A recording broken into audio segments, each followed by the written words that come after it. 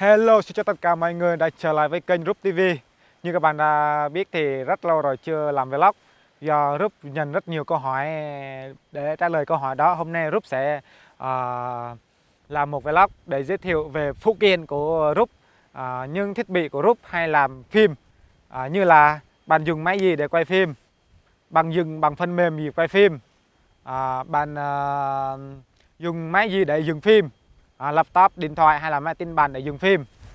Bây giờ thì Rúp sẽ giới thiệu cho các bạn phụ kiện của Rúp, thiết bị của Rúp. Rúp hay dựng phim, với lại Rúp hay quay phim, quay vlog cho các bạn xem. Như các bạn đã thấy hay xem những MV rồi phim đó, nó thật sự thì máy của móc của Rúp thì rất là rẻ, rất là bình thường. Nó là mấy cái thứ gọi là bình dân của mấy bạn hay chụp chơi rồi thôi, quay chơi vậy thôi, chứ không có máy mắc hay là cao sang như người ta. Bây giờ Rúp sẽ mở cho các bạn rồi cho các bạn xem nha. Này, bây giờ thì Rúp sẽ lấy ra thiết bị của Rúp nha. Đây, lần đầu tiên lấy ra thì Rúp giới thiệu một xí là trước Rúp có mua máy tính bàn nha, dùng phim là bằng máy tính bàn. Do công việc của Rúp đi vô đi ra đó nên Rúp đã mua laptop, mua thêm laptop. Nhưng mà tất cả mọi thứ thiết bị của Rúp có được bằng sự đó là liều nợ. Đó, liều nợ. Rúp không có tiền đâu, Rúp không có công việc cái gì để có tiền cả. Trong thời gian mà gần từ Rúp đã thích cái làm phim, thích dựng phim, thích làm vlog đó. Nói chung không phải là phim mà nói cái phim nó cảm thấy nó chuyên nghiệp quá. Mấy cái đó Rúp không làm được, chứ làm được gọi là vlog đây, quay chơi. Nói chung là nó quay để làm kỷ niệm, quay để mọi người xem. Nói chung là về đây có thiết bị cái đó là cũng đã rất lâu rồi, khoảng 10 năm. Thời gian ít nhất tới đây là nó cái động lực nó đợi lên cũng phải 7 đến 8 năm. Trước học cấp 3 của Rúp học cấp 3 rồi Rúp nghỉ. Hết xong 12 là Rúp nghỉ. Trước đó mấy năm rồi Rúp thích, rồi sau đó học cấp 3. Trong vòng học cấp 3 đó là Rúp làm cà phê. Sau làm cà phê đó 2-3 cây thôi, 2-3 cây, trong tương lai Rúp có thể thu bói, nên Rúp đã mượn tiền của thằng bạn là 6 triệu. Trong vòng cái 6 triệu đó Rúp đi mua máy tính bàn, máy tính để bàn để tập chơi, tập dừng. Nhưng mà không biết làm như thế nào, dừng phần mềm gì, cái gì đó luôn, chả biết như thế nào nữa. Rồi trong thời gian đó Rúp tìm được công việc ở phố. Từ công việc ở phố đó Rúp đã không còn đụng chạm đến cái máy tính bàn của Rúp nữa. Cứ mua xong rồi để đó luôn, không làm được cái gì cả, để đó luôn. Rồi đi ra đi vô, đi ra đi vô, rồi ngày chủ nhật Rúp quay xong rồi. Lúc đó cái động lực nó vẫn ok nên Rúp đã mua laptop nha. Đây, đó, Rúp mua laptop này trong khi Rúp đang ở làm việc, nó đi vô đi ra. Mà Rúp tìm được công việc ở trên phố á, ngày xưa rất là vui. Tìm được một công việc mà tối ngủ không được luôn, vui lắm, hạnh phúc lắm. 1 tháng 3 triệu đó, 1 tháng 3 triệu thôi. Rúp làm luôn, nhận ok, trừ tiền ăn tiền lương, từ tiền ăn tiền ở nữa, tầm khoảng 1,8 triệu thôi. 1 tháng Rúp đi luôn, Rúp làm luôn, bởi vì rất là vui. Nên đã tìm được một công việc. Một người ở trên núi mà tìm việc khó lắm, còn mấy công việc mệt nhọc Rúp không làm được. Sau đó Rúp cố gắng mướn tiền luôn đó, mướn tiền mua máy đè này, mướn tiền ở tạp hóa nhá, mướn tiền ở tạp hóa trên 10 triệu. Rúp đã mua máy này xong đó Rúp mới trả lại dần sau. Đây là máy Dell này là E6540, E6540. Tầm giá bây giờ là nếu mà kèm theo SSD, cái ổ cứng SSD 256GB ở trên mạng hiện tại bây giờ tầm 10 triệu, 7-8 triệu gì đó. Từ 7-8 triệu, 10 triệu gì đó, tầm đó thôi. Máy cũ nha các bạn. Đó, đây là để dùng. Rúp đã dùng máy này để dùng phim, để dùng vlog. Như các bạn thường xem hàng ngày. Đây, máy này nha các bạn nha. Đây, nợ nha các bạn, nợ. Nhưng mà giờ trả xong rồi, review cho các bạn xem. Rồi, ok. Đây là máy. Sau đó thì cảm thấy quay phim bằng điện thoại thì mình dừng bằng máy tính nó cùng. Khi mình có máy rồi mà mình quay bằng điện thoại đó thì mình kêu gọi người ta, gọi ôi bạn này ơi, ơi bạn Kỳ ơi, đóng phim ấy, đóng phim không, mình quay cho. Nhưng mà quay bằng điện thoại cảm thấy không được thu hút người ta đóng phim, không kêu gọi được người ta đóng phim. Tuy nhiên gọi người ta đóng phim, quay phim vui vui mà quay bằng điện thoại, người ta cũng có cái tâm lý người ta phải bậy quá, làm như vậy là nó không đi đâu. Lúc đó Rút mình nghĩ đầu rồi, xong rồi Rút phải có một cái máy ảnh kèm theo quay. Lúc đó Rút làm 1 tháng 4 triệu. Nó tới đó là 1 tháng 4 triệu nha. 1 tháng 4 triệu. Thằng bạn, ngay cái tháng đó là cái thằng bạn Rút cũng thu được 1 tháng cũng hơn 4 triệu. Rút mượn tiền nó luôn, mượn tiền nó thành 8 triệu. Và Rút đã mua cái body 700D. 700D này, 700D đây. Đó, cái body có nghĩa là mình gọi là body là nếu mà người dân tộc thiểu số mình nói chung thì ở làng Rút cũng ít người có biết body là gì. Biết body là cái máy nó không có cái thân máy thôi. Body là thân đúng không? Thân máy thôi chứ không có ong kính. Rút mua như thế này thôi với giá là 7.980.000 đồng lúc đó nha. Bây giờ Rút nói cái giá luôn. Nhưng mà bây giờ thì cái máy này nó tràn lan ở trên mạng bàn đời luôn. Cái máy cũ tầm từ trên 4,5 triệu thôi, 4,2 triệu, 4,3 triệu, 4,5 triệu, 4,6 triệu gì đó, tầm khoảng đó thôi một cái body. Rất là rẻ đúng không các bạn? Cái máy này không phải thuộc phần gọi là tầm, nếu mà nói là tầm trung thì nó chắc chưa tới đâu. Là cái máy này mà theo người ta đánh giá ở trên mạng là nó là cái máy để tập chụp hoặc là chụp chơi rồi đi chơi dạo bạn bè vậy thôi, chứ không phải là máy để làm chuyên nghiệp hay là quay phim rồi đẳng cấp gì đó. Nhưng mà Rút đã tận dụng máy này bởi vì điều kiện của Rút chỉ cho phép tới đó thôi. Là may mà cái máy này nó có quay Full HD 30 frame nên Rút mua máy này không phải là để chụp mà chủ yếu là để quay tập đó. Từ trước tới giờ Rút vẫn dùng máy này là hơn 2 năm, gần 3 năm rồi các bạn ơi. Với cái máy này giá lúc đó là nó hơi cao nhưng mà bây giờ rất là rẻ. Trong khi Rút mua cái thân máy thôi mà ba của Rút đã cho Rút một cái ống kính. Đây, cái ống kính này thì nếu mà 18 năm STM cái giá nó cũ bây giờ là 1,5 triệu, 1,3 triệu. Nếu mà ở trên họ có thể bán đắt hơn là 1,7 triệu nha các bạn. 1,7 triệu. Lắp vào đây có cái này mới quay được nha các bạn ơi. Đó mới quay được, lắp cái này đó quay đó. Con gái kia quay chiu đó, chụp quay phải có cái này nha. Đẹp thì không đẹp lắm đâu, nó cũng đẹp lắm đâu. Mình cầm đó để cho người ta thằng kia quay phim đi, máy quay đến nó thích luôn đó, nó thấy cái máy nó thích quay phim luôn vậy đó. Mình cầm điện thoại bạn kia quay phim đi, quay bằng điện thoại thèm đó, nó cũng thèm. Nên phải một thế này đó, tâm lý của con người mấy đứa bạn mà ai cũng như vậy chắc nhớ đó. Vậy thôi đó. Đây, sau đó là Rút dùng cái này rất là lâu. Sau đó thì Rút lại có một cái ống kính nữa đây. Cái ống kính này là ống kính 75-300. Giá ngày xưa thì Rút không biết, chắc Rút cùng tìm hiểu qua giá cái máy này tầm nhiều á, cùng trên 10 triệu. Sau đó là 7-8 triệu, nó hai giá rồi 7-8 triệu. Nhưng mà bây giờ là cái ống kính này trên 1,6 triệu thôi, trên 1,5 triệu, trên 1,6 triệu, 2 triệu tầm đó thôi, tầm 2 triệu, 1,6 triệu, 1,7 triệu gì đó thôi. Nhưng mà ống kính này Rút không mua. Rút rất là cảm ơn là một người nhà báo đã tặng cho Rút nha, đã tặng cho Rút ống kính này, chụp rất là đẹp đó, rất là đẹp, chụp rất là chiều sâu đó.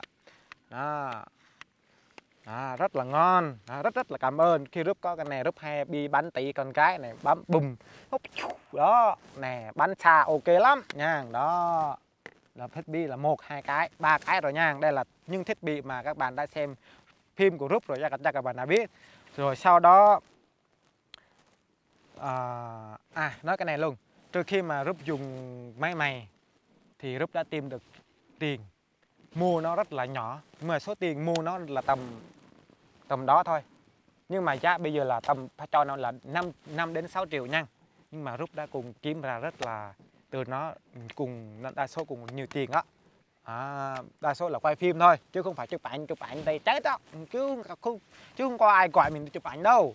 Đó, mình phải cạnh tranh bao nhiêu là dịch vụ, người ta làm dịch vụ toàn coi tập cuối, mình không bao giờ cạnh tranh nổi, nên phải chạy cái đường riêng của mình là đam mê của mình là quay phim. Đó, quay phim, quay vlog vậy thôi.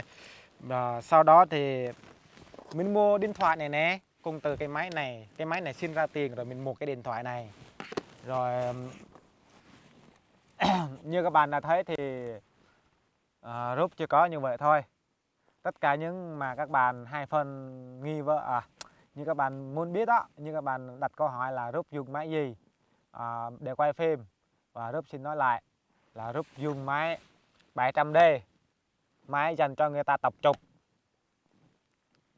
chơi, chứ không phải là máy cao sang hay là xịn chuyên nghiệp, bởi vì cuộc sống không cho phép.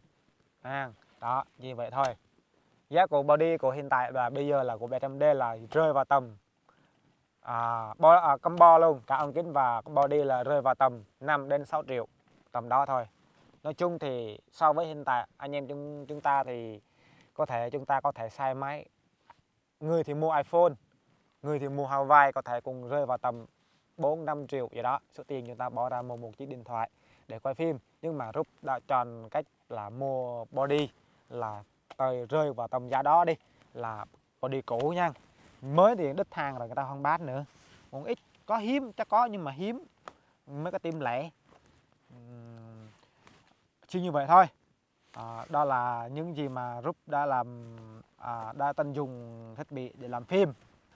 Hiện tại và câu hỏi tiếp theo mà Group nhận được từ các bạn đó là bạn dừng bằng phần mềm gì? Máy Group ngày trước rất là yếu nha. Group dừng bằng phần mềm Sony VCAT 12. Sony VCAT 12, Sony VCAT 12. Cứ đọc như vậy đi, Group không biết đọc tiếng Anh. Group đọc cho các bạn Sony VCAT 12. Cái phần mềm này nếu mà mình biết dùng đó, nó cũng rất là gọi là ban chuyên nghiệp đó, rất là chuyên nghiệp đó. Nhưng mà Group dừng phim chỉ cần là cắt ghép thôi, cắt ghép nối cắt ghép bỏ nhạc vào thôi, chứ không có gọi là cao siêu chuyên nghiệp gì cả. Lần đầu tiên Group dừng phần mềm Sony VCAT, bởi vì máy Group không dừng nổi. Cái phần mềm này có thể làm xuống bắn ra này, có thể làm karaoke được luôn, rồi cắt ghép phim, xuất ra phim rồi up lên YouTube. Đó là Sony VCAT 12. Hồi trước Group dùng như vậy thôi. Bây giờ thì Group đang dùng là Adobe Premiere CC 2018. Hiện tại bây giờ là cái phần mềm đó rất là nhiều người dùng là Premiere đó. Các bạn tùy theo cái máy của các bạn thôi. Có hiện yếu thì mình dùng cái phần mềm yếu, cái dùng nó đỡ hơn để mình dùng được. Còn máy mình mạnh xí thì dùng Premiere cắt ghép giống như các bạn cũng được. Nếu các bạn hỏi Group là Group có học phim làm phim ở đâu không? Group không có học làm phim, học dừng phim ở đâu cả. Group lên trên mạng, thầy Group là ai, người dạy Group là ai, Google, YouTube đó các bạn, cứ mở search hướng dẫn cài đặt phần mềm Sony VCAT, cứ làm theo họ làm, mình làm y xi như vậy. Hướng dẫn tập làm phim bằng phần mềm Adobe Premiere, rồi cứ bấm vào đó, tràn lan người ta dạy, tràn lan. Nếu ở mức căn bản, đa số học vượt tư nha, học hết trên YouTube là bạn chuyên nghiệp đó. Không cần học ở ngoài đâu, bạn cứ học trên YouTube rất là nhiều. Group ngày xưa tân dùng như vậy thôi, mỗi ngày học một ít. Cái gì Group cần học là Group học, cái gì Group không cần học là Group bỏ, không cần học đó. Nhu cầu của Group là như vậy thôi. Cảm ơn các bạn đã xem video của Group. Nhờ các bạn ủng hộ Group nên bây giờ Group mới có ngày hôm nay có được mấy cái thiết bị như thế này. Chính là sự ủng hộ của các bạn đã thúc đẩy Group càng ngày siêng năng đi quay hơn cho tất cả mọi người xem. Group cũng rất là vui mà Group làm được phim. Group đầu tiên mà Group làm phim mà thành công nhất của Group, mà đánh được cái dấu tên gọi là Group TV, đó là phim Vợ Bỏ. Phim Vợ Bỏ chính là phim mà đã mang đến người ta biết đến Group TV nhiều đó. Bây giờ hiện tại phim Vợ Bỏ cũng đạt hàng triệu view, hơn 3 triệu view đúng không? hơn Rúp cũng không biết nữa chứ nữa Rúp để mình hình Rúp về nhà rồi Rúp xem lại.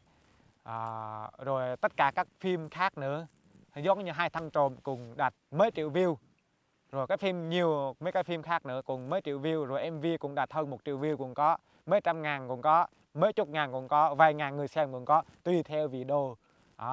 Tất cả các phim đó Rúp đã sản xuất bằng cái máy 700D body. Combo đây, ân kích đây, với lại ân chính đây, phụ là ân chính đây, quay cạnh vậy là thôi. Và bây giờ là Rúp vẫn dùng là như vậy, gần hơn 2 năm rồi vẫn dùng máy này. Hồi trước Rúp quay phim Rúp tâm sự luôn, Rúp làm phim. Từ khi Rúp làm phim từ vợ bỏ xong, quay rất là khó, dừng rất là khó, không biết như thế nào đã. Rúp quay hôm nay, hơn 1 tháng sau Rúp mới lục tung lại, mở lại xem thử rồi dừng. Lúc đó Rúp mới úp lên. Bất ngờ, tự nhiên sao người ta xem nhiều quá vậy? Biết bao nhiêu người xem không? 1.000 người xem. Wow, nhiều quá. 1.000 người xem nhiều lắm các bạn ơi. Biết Rúp úp phim từ đôi mấy cái phim trước á, được 10 người xem, được 100 người xem là quá hạnh phúc rồi. 100 người xem. Wow, 100 người xem luôn. Mà bất ngờ úp cái phim vợ bỏ, nhân một đến sang mai xem 800 người xem. Wow, 800 người xem. Trong vòng tôi này đến ngày mai được 800 người xem. Wow, bất ngờ luôn, nhiều quá. Làm cho mình thích đóng phim quá. 800 người xem các bạn ơi. Dần dần cái phim đó được lan tỏa ra. Sau vài tháng nó được hơn 1 triệu lượt xem. Bây giờ là đó, cái phim vợ bỏ chính là phim mà mang cái động lực Rúp chạy theo cái ý tưởng đó, chạy theo cái mục kiểu như vậy, đơn sơ mộc mạc. Có lúc như nó là thật sự có nhiều thứ nó phản ánh trong cuộc sống của buôn làng của nó, mang đến cái như vậy, tự nhiên được khiến người ta xem. Đa số là Rúp làm phim chợ trên buôn làng á, nhiều người ủng hộ, nhiều người xem, rất là cảm ơn. Không biết nói gì cả, thì nói chung là chỉ biết nói là cảm ơn các bạn thôi, cảm ơn tất cả những người đã ủng hộ Rúp, đã xem phim Rúp, là hôm nay vẫn cho Rúp được nói chuyện với các bạn, được chia sẻ những gì mà Rúp hiện tại đang dùng, để các bạn cũng có thể biết đâu các bạn có động lực có động lực quay, không cần thiết bị đắt tiền đâu, chỉ cần 3-4 triệu là được rồi.